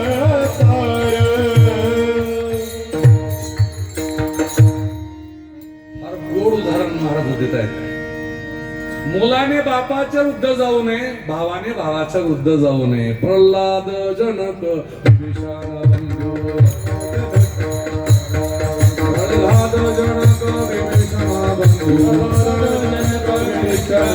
राजमाताने तो भरते केली. राजमाताने भरत केली राजमाताने भरत केली बापाने हिरण्यकश्यप बनायचं. बापाने हिरण्यकश्यप सारखं वागायचं. आईनं कैकेयी सारखं वागायचं. बहिणीनं शुपर्णखा बनायचं नाही. भावानं रावण बनायचं नाही. गावाचा वृद्ध कधीच जायचं नाही. भावाचा वृद्ध जायचं नाही. आणि देवाचे वृद्ध बोलायचं नाही. बस एवढे 3 नियम सांभाळले तो कृतार्थ झाला. जे जे गावाचे वृद्ध गेले ते भटकत फिरताय.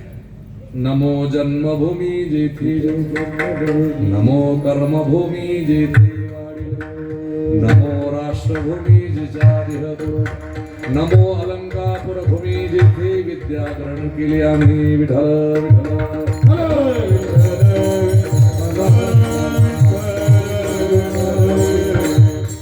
गावाचं वृद्ध जायचं नाही, भावाचं वृद्ध जायचं नाही, देवाचं वृद्ध जायचं. काय झालं, महाभारताचं युद्ध सुरू झालेलं आहे. या तीरावरती कौरवांच्या पक्षामध्ये 11 अक्षिणी सैन्य जमा झाले. वेळ संपली. 5 मिनिटं बोलत चालेल का? संपू 9 वाजले. संपू. विठला विठला विठला विठला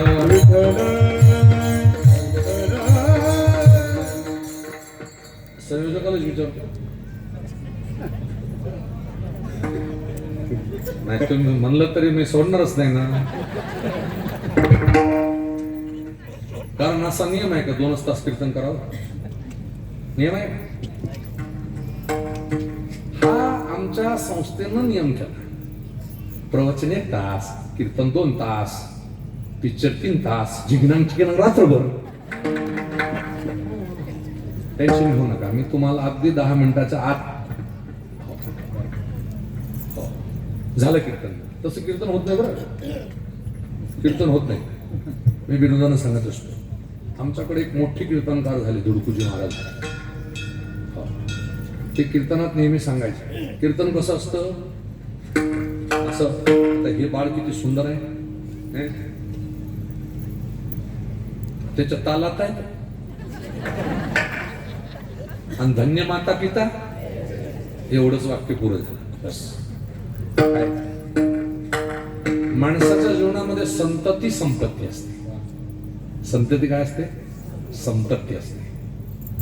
ज्याच्या जीवनामध्ये निर्वसनी संतती असेल तो सगळ्यात श्रीमंत. त्याच्यासारखी श्रीमंतीच नाही. हो, मी तुम्हाला नारदाच्या गादीवर सांगेन. माझा मुलगा 12 वर्ष आरमी ते अजून गळ्यातली माळ निघालेली नाही. श्रीमंत बॉय नाही. एक तर कीर्तन चांगलं सांगतो. आता वारसा पक्का झाला. मग बापही कीर्तनकार होता, आजोबा होता, पणजोबा होता. माऊलीच्या सोहळ्यामध्ये 109 नंबरची दिंडी आहे. त्यामुळे वारकऱ्या वारसा चालवावा लागतो. बाकी आम्ही छातीला हात लावून सांगू, माझ्या वडिलाची निराशी का देवा, तुझी चरण सेवा पांडुरंगा. आम्ही छातीला हात लावून सांगू. त्याच्याकडे मी पाहतोय. मी फार गोड आहे. नजर न लगे पण काळा ठिक्का लागलाय म्हणून लागणारच नाही. विठ्ठल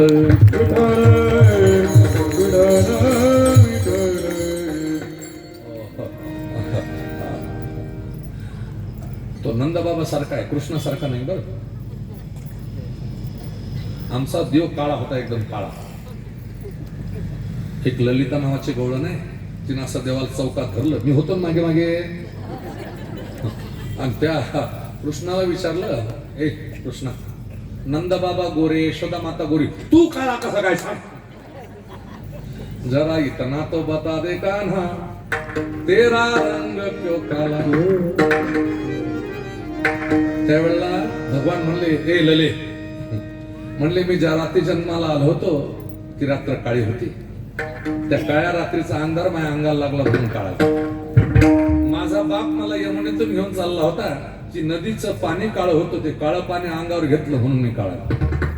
माझी आई मला ज्या गाईचं दूध पाजत होती ती काळी गाय आहे, त्या काळ्या गाईचं दूध पिलो म्हणून काळा. आता हे लय सांगतो मी बरं का, फक्त एकच सांगतो आता. म्हणले माझी आई मला दृष्ट हो नये म्हणून डोक्याला काळं, पायाला काळं, हाताला काळं, हा काळच करत होती म्हणे. हो हो, आणि म्हणून काळा लागला. विठ्ठल विठ्ठल.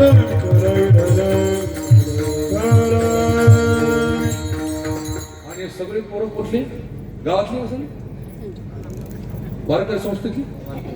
हा हो, त्र्यंबकेश्वर. आमच्या त्र्यंबकेश्वरची वारकरी संस्थेतली मुलं आहे. एक वाक्य बोलतो त्यांच्याकरता सुद्धा, बोललं पाहिजे. ही मुलं आयएस होतील का नाही मला माहित नाही. जी मुलं वारकरी शिक्षण संस्थेत जातात ती आयएस होत नाही मला माहित नाही, कदाचित त्याच्याही पुढे जातात ती. पण एक वाक्य ध्यानात ठेवा, ते आयएस नाही होणार, पण ते आई बापाला विसरून राहणार नाही, ही 100% आमच्या वारकरी गावात. तेवढंच फल त्यांचं, बस बाकी काही. मुलांवर आज त्याची गरज आहे राजा, बाबा काही नाही. हा त्रिकांड्या बबरू आला, बबरू कीर्तन होते बरं. असं पोरग त्यानं बाबा नाही पाहिलं नसतो, तुकाराम बाबा नाही पाहिलं नसतो. आणि मग ते असं बसलं खुर्चीवर, ती कैची पाहिली का ते बोंबल्याला लागतं. बाप त्याला हात करतो, पण नाही बाबा हुशार असतो, तोंड बी चालू ठेवतो, कैची बी चालू ठेवतो. झालं तसं आपलं आता झाला. आता विठ्ठल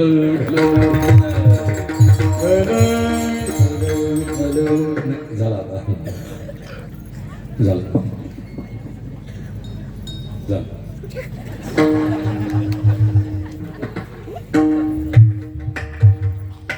तो त्रिखंड बबरू आला. 11 अक्षरी सैन्य, इकडे 7 अक्षरी. हो काय रे बबरू, 3च बाण. तो म्हणला पांडवांची सुद्धा गरज नाही. हे वाक्य त्याचं महाभारतात, पांडवांची गरज नाही. देवाला वाटलं हा, म्हणले असं काय तुझ्याकडे, पण ठेवा. त्याच्या बाणावर शंभर ठेवला. ते 3 बाण क्या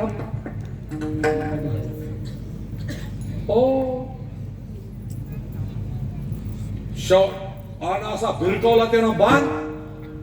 कौरवांच्या पूर्ण सैन्याच्या अंगावर शंदूर पडला, पण पांडवांच्या सुद्धा अंगावर शंदूर पडला. पांडवांच्या सुद्धा. देवाला वाटलं याला हा कौरवांचा दुश्मन आहे, पण पांडवांचा सुद्धा दुश्मन, याला न ठेवलेलं बरं. हे बघ बाबरू, उद्या युद्ध सुरू होणार आहे. आज आपल्या शिवेवरती ध्वजारोहण करायचं आहे. जा. आणि भीमाला बोलवलं. भीमा इकडे. भीमा, आज आपल्या शिवेवर कोणीतरी ध्वज गाडेल, त्याला जिवंत सोडायचं. वराला काम सांगलं ध्वज गाडायचं, बापाला सांगलं त्याला मारायचं. त्याला म्हणतात देव. देव म्हणतात. देवाची व्याख्याच त्याची भाऊ. तो त्रिकांड्या बरोबर ध्वज गाडायला आला. भीमाला दिसत होते ते द्रौपदीचे मोकळे केस, असे गदा टाकली ना, मारला पोरगा. त्या स्मशालीच्या उजेडामध्ये पाहिलं आणि ते प्रेत देवाजवळ आणलं. देवा, माझा पोरगा माझ्या हातून मारला. त्यावेळेला भगवान म्हणतात, जे पोरं मायबापाच्या विरुद्ध जातात त्यांना असाच कुत्र्यासारखा मारतो. विठ्ठल न साहेचे बबरो पांडवा पारखा, दुराविला सखा बळी भद्र कसा दुरावला ऐका. महिला मंडळ तुम्हाला विनंती आहे, मी कीर्तनात मायबाप सांगत नाही, मला आवडत नाही. आम्ही हिंदुस्थानच्या भारत वंशामध्ये जन्माला आलो, अजून इतक्या खालच्या दर्जाचे आम्ही नाही की आमचे मायबाप कीर्तनात सांगण्याची वेळ आली आमच्यावर. आणि जे कीर्तनकार कीर्तनामध्ये मायबापावर गाणे कविता म्हणतात, एकदा फटका मारा त्यांच्या घरी. ते कुठे आहेत? ते शहरात राहतात, मायबाप खेड्यावर आहे. एक वाक्य सांगेन मी तुम्हाला, आम्ही बोलतो तसं वागतो का नाही ते पाहिलं पाहिजे तुम्ही. तर तुम्ही पाहत नाही म्हणून आमची दुकानं चालतात. हो, तुम्ही पाहिलं पाहिजे. खरंच आम्ही गायी पाळल्यात का, आमच्याकडे गाय आहे का हे शोधलं पाहिजे तुम्ही. खरंच आम्ही वारी करतो का, गाडीत चालून येतो वारी, हे शोधलं पाहिजे तुम्ही. आणि एकदा फेरफटका मारून आमचे मायबाप पाहिले पाहिजे तुम्ही. एक वाक्य सांगतो महिला म्हणत तुम्हाला हात जोडून मी, जीवनात सगळं करा, फक्त म्हाताऱ्या लोकांना सुखानं मरू द्या बस. त्यांची मी म्हणणार नाही तुम्हाला सेवा कशी करा, फक्त मरताना ते संतुष्ट मेले की तुम्हाला नारायण नागबली करायची गरज, तुम्हाला त्रिपिंडी करायची गरज. आणि जर ते वासना ठेवून मेले का तुमची तिसरी पिढी नरवंश कोणी येत नाही तुमच्या तिसऱ्या पिढी. कौरवांच्या सभेमध्ये बलराम दादाचं आगमन झालं आणि अर्जुनानं सांगितलं म्हणजे दादा देवा तू म्हणत होते यत्र योगेश्वर कृष्ण, तुम्ही म्हणत होते आपला विजय, पण आपला सगळ्यांचा दादा कौरवाच्या पक्षात गेला. दादा असं काढतो म्हणले त्याला, असं नकुलाल बोलवलं, नकुल इकडे हातात शस्त्र घ्यायचं नाही, अस्त्र घ्यायचं नाही, कौरवांच्या सभेत जायचं आणि बलराम दादाला सभा मंडपाच्या बाहेर घ्यायचं आणि फक्त कानाजवळ तोंड न्यायचं. तो मला नमस्कार सांगितला नव्ह. आणि नकुल जसा आला दुर्योधनानं पाहिलं, शकुनीने इशारा केला, शकुनीने सांगितलं हा भांजे. जसा नकुल समोर आला ना, कानाजवळ तोंड नेलं, दादा जरा बाहेर चला, थोडस महत्वाचा निरोप द्यायचा आहे. काय इथं सांग, नाही सांगण्यासारखं नाही. जरा मंडपाच्या बाहेर गेला आणि कानाजवळ तोंड नेलं, भगवान द्वारकेहून आले तुम्हाला नमस्कार सांगितलं, एवढंच वाक्य पळाला दुम. दुर्योधनानं विचारलं दादा नकुल कसा करता आलता, म्हणे नमस्कार सांगितलं, एवढंच बोलला. खरं बोलत होता का नाही? म्हणे दादा नुसता नमस्कार सांगण्याकरता 10 योजनून माणूस इथे येणारच नाही नमस्कार सांगण्याकरता. दादा त्यानं एका कानात काहीतरी युद्ध नीती सांगून गेला, तुमची आम्हाला गरज नाही. दुराविला सखा बळी भद्र,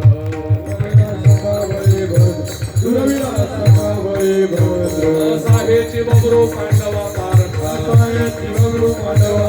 दुराविला सखा बळी भद्र,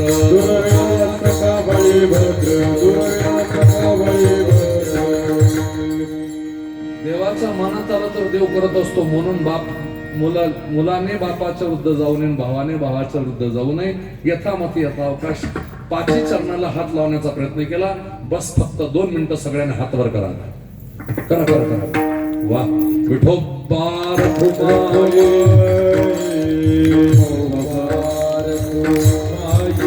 जय जय विठोबा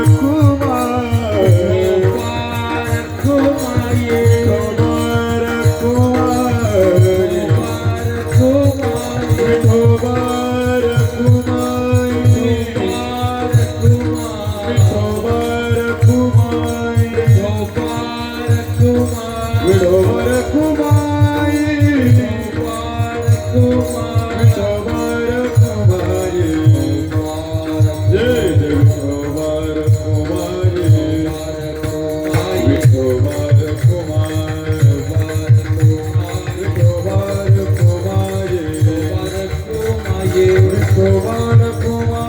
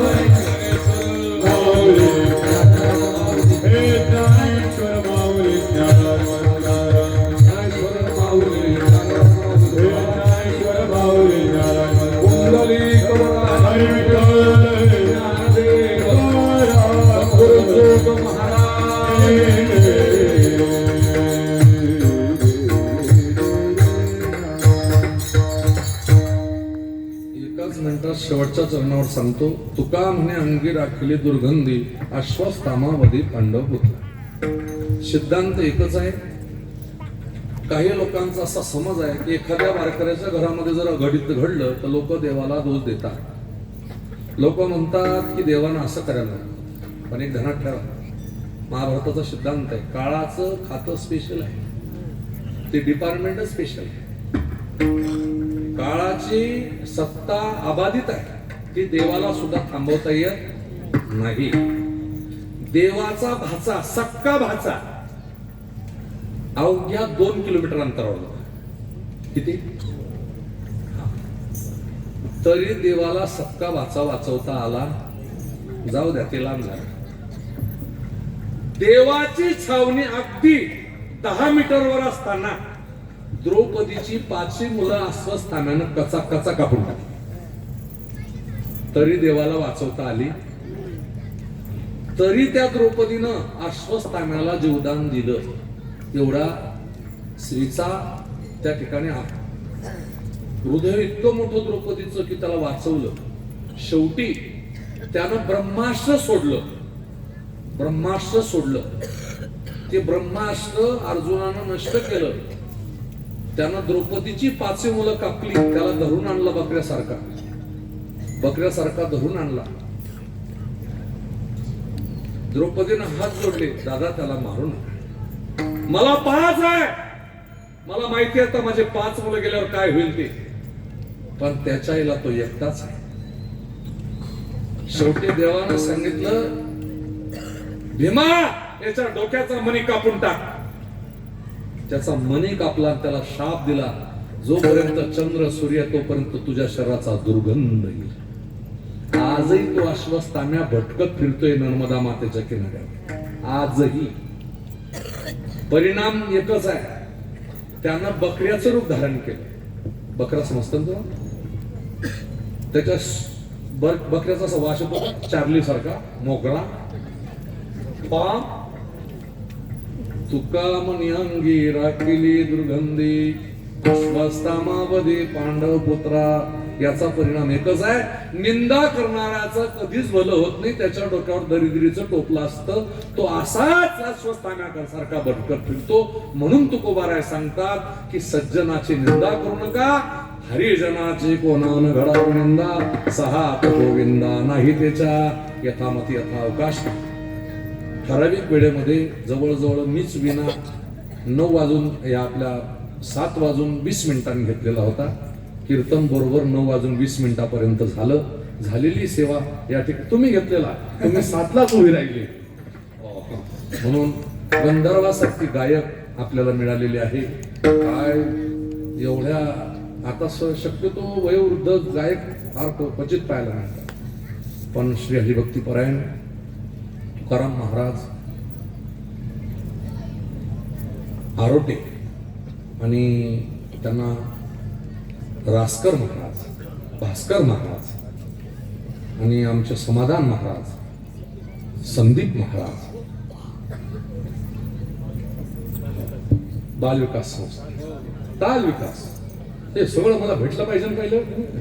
हो वा वा, तुमच्या संस्थेचे सगळे महाराज, विकास महाराज दिला आणि ताल महर्षी. वा, आनंद वाटला. सगळ्यांचं दर्शन घेतो. सप्ताह समिती, सप्ताह कमिटी, ग्रामस्थ, भजनी मंडळ सगळ्यांचं दर्शन घेऊन या ठिकाणी येण्याचं सौभाग्य मला जे मिळालं, तुमचं दर्शन जे घडलं, ते ज्या परिवारामुळे मी त्या ठिकाणी विविध गावाला बरेच वर्ष कार्यक्रम केला, येत होतो. आमचे वैकुंठवासी अशोक तात्या हंडोरे तात्यांमुळे येत होतो आणि आता संजू भाऊंमुळे तुमचं दर्शन घडलं. नवनिर्वाचित त्या ठिकाणी नगरसेविका संजीवनी ताई हेही या ठिकाणी उपस्थित आहे. अन्नदात्यांचे मनस्वी आभार, सगळ्या सेवा देणाऱ्यांचे मनस्वी आभार मानतो. या ठिकाणी थांबतो. उद्याच्या सूचना 2 मिनिटात. विठ्ठल जय जय